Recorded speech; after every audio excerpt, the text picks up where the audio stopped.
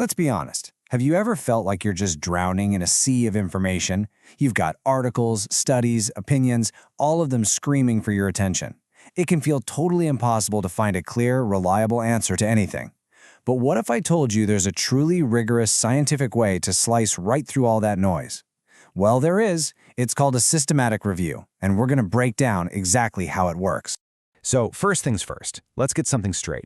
A systematic review is not your average everyday literature review, not even close. Think of a standard review like kind of wandering through a library, picking up whatever looks interesting. It's subjective, you're following your gut. But a systematic review, that's a whole different beast. It's basically a scientific experiment. It's objective, it's laser-focused on answering one specific question, and it follows a super strict, repeatable method. And that's the key word right there, reproducible. It means anyone else could follow your exact steps and end up with the same evidence. That's real science.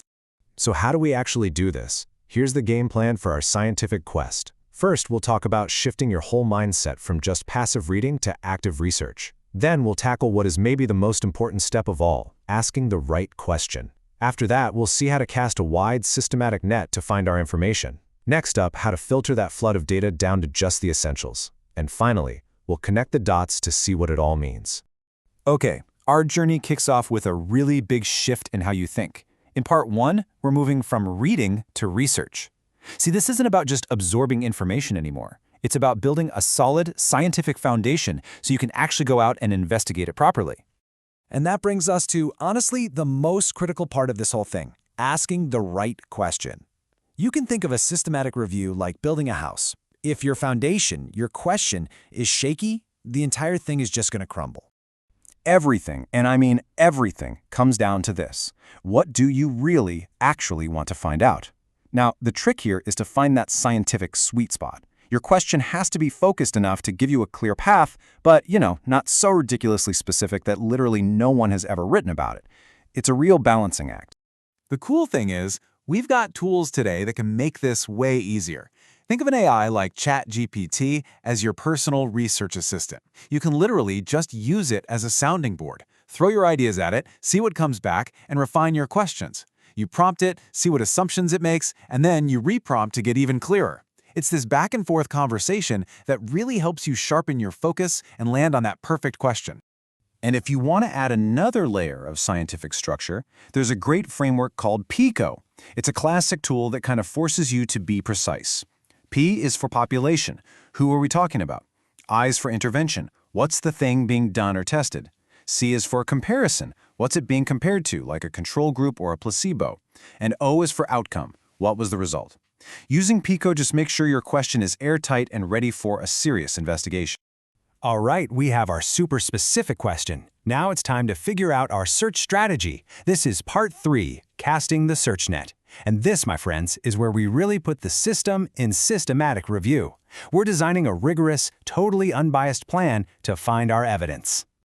Before you even think about typing a single word into a search bar, you have to create a search protocol. Think of it as your rulebook, your non-negotiable set of instructions.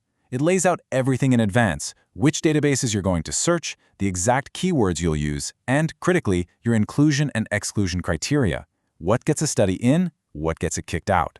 The whole point of doing this before you see any results is to eliminate bias. It's a cornerstone of good science. Now, when it comes to the search itself, you've got 2 main ways to go. There's the traditional method called Boolean search. That's where you use those precise little operators like and, or not to string keywords together. But now we're seeing these incredible AI-powered semantic search tools. They actually understand natural language, which means you can just ask your full research question and the AI gets what you mean. It's a game changer. Okay, you've cast your net, you've run your searches, and now you're looking at a huge flood of results. Welcome to what I think is the most dramatic part of this entire process, the great filtering. Let's use a real-world example to see how this plays out. Your initial search across a few databases might pull on a pretty big number of potential studies. In this case, let's say we start with 96. This is the very top of our funnel. And now, the real systematic work begins. You're going to go through this list step by step. First, you get rid of any duplicates. Then, you screen only the titles and the abstracts based on your rules.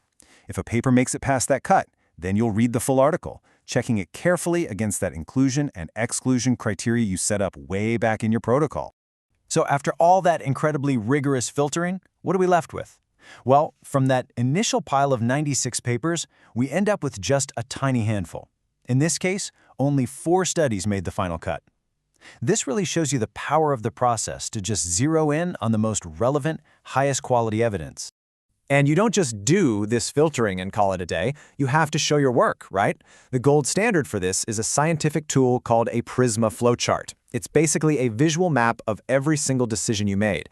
As you can see, it clearly shows how we went from 96 papers at the start, screened our way down to 5, and then after that final review, landed on our core 4 papers for the synthesis. This is what makes the whole thing transparent, and that word again, reproducible. So we've painstakingly filtered all our sources down to just the absolute most critical ones. Now we get to the final and I think most exciting step, connecting the dots. This is the synthesis. This is where we stop just collecting evidence and start creating brand new knowledge. This whole stage is really about combining the best of both worlds. I love this quote from researcher Andy Stapleton. He says you use old school tactics, actually reading and deeply understanding these papers, and you combine that with new school tactics by using AI. He says together they're the perfect combination. And I totally agree. It's human-led analysis supercharged by machine-powered insight. So what does that actually look like? Well, you can upload your final papers into an AI tool, creating this one unified knowledge base. From there, you can literally chat with all of your documents at once. You can ask a question, and the AI will synthesize answers and pull out themes from across all the papers at the same time.